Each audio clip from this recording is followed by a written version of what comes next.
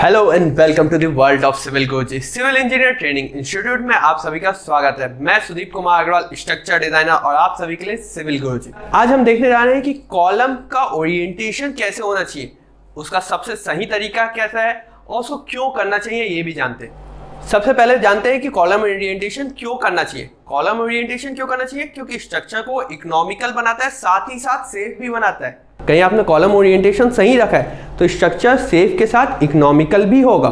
कहीं आपको किसी वजह से चेंज करना पड़े तो एक और चीज़ आती है कंज्यूमर सेटिस्फेक्शन, जो सामने वाले कस्टमर हैं उनके लिए भी सही होना चाहिए। देखते हैं इसको कैसे करते हैं। दूसरी चीज़ इसके एडवांटेज, जैसे आपने समझा कि इसको क्यों कर रहे हैं वही सेम इसके एडवांटेज है। जैसे कि आपका इकोनॉमिकल स्ट्रक्चर बना, सेफ स्ट्रक्चर बना, साथ ही साथ कस्टमर के लिए भी सेटिस्फेक्शन दिया। अब जानते हैं इसका प्रोसेस कैसा है। पूरा प्रोसेस देखेंगे स्टेप बाय स्टेप, एक एग्जांपल को लेके मैं पूरा सॉल्व करूंगा। सबसे पहले देखते हैं स्ट्रक्चर के हिसाब से कैसा होगा।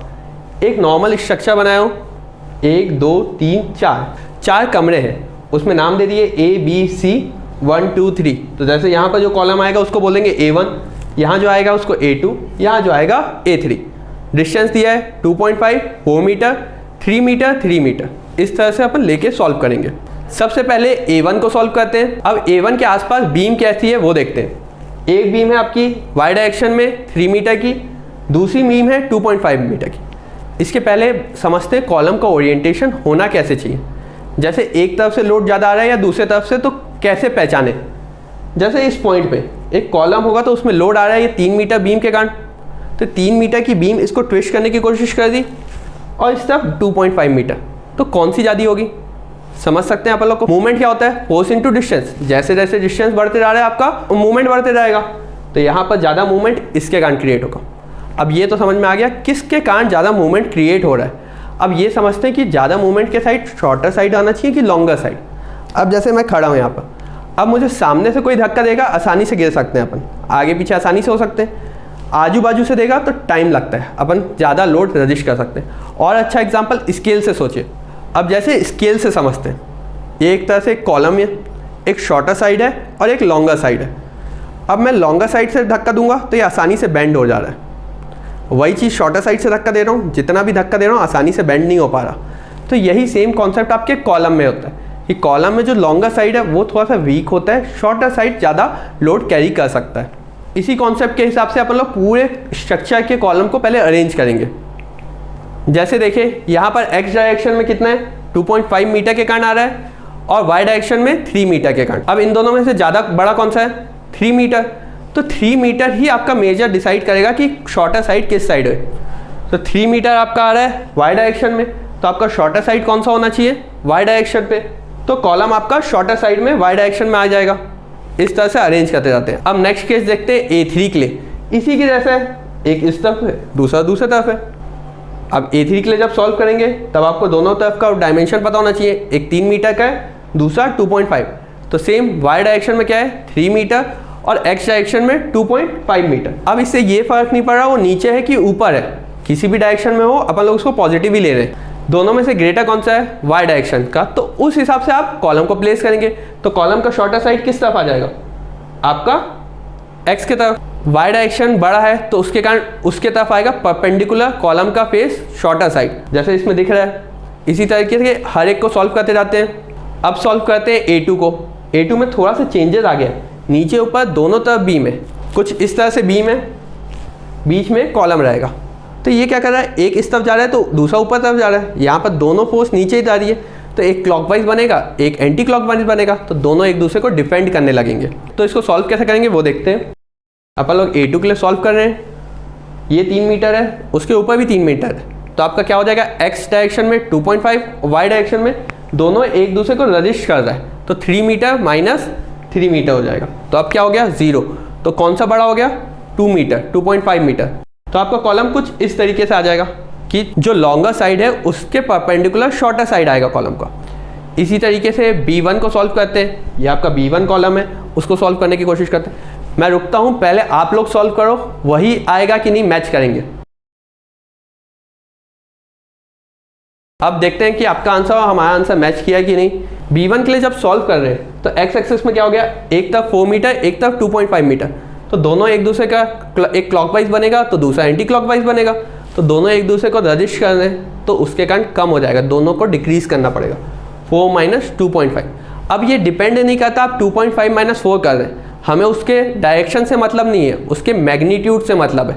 तो ये 1.5 का मैग्नीट्यूड आया और वाई डायरेक्शन में आया 2.5 मीटर का। ये सॉल्व करने का एक बहुत आसान तरीका बता रहा हूँ। इसका अपन लोग बेसिक जनरेट कर रहे हैं कि कौन से तरह से ओरिएंटेशन होना चाहिए, उसके हिसाब से बाद में स्ट्रक्चर डिज़ाइन करेंगे और उसकी वैल्यू भी चेक करेंगे। सबसे पहले एक बेसिक सेट करना पड़ता है कि किस तरीके से ओरिएंटेशन होगा, उसका साइज क्या होगा, उसके लिए कर रहे हैं अभी। तो अब एक्स और वाई में ग्रेटर कौन सा हो गया, वाई डायरेक्शन। तो इसके हिसाब से आपको समझ में आ गया, वाई डायरेक्शन ग्रेटर है तो कॉलम का शॉर्टर साइड वाई डायरेक्शन के परपेंडिकुलर होगा। तो इस तरीके से सेट हो गया कि आपका वाई डायरेक्शन के परपेंडिकुलर कॉलम का शॉर्टर साइड है। अब चलते हैं कॉलम C1 की तरफ। जैसे A1 को सॉल्व किया गया था उसी तरीके से C1 भी है। मैं चाहूंगा फिर से आप पहले एक बार सॉल्व करके देखिए, फिर आंसर मैच करेंगे।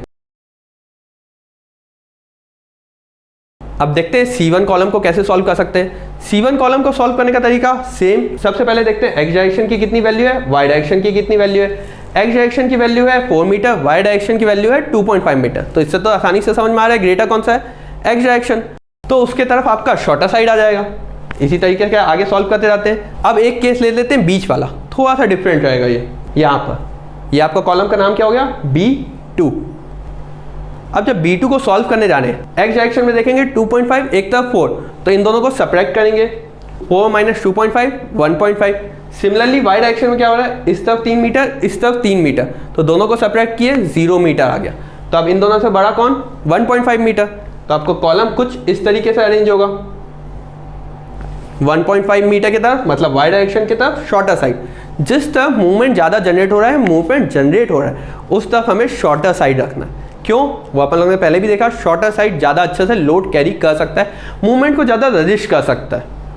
अब इसी तरीके से पूरे कॉलम को अरेंज कर देते हैं।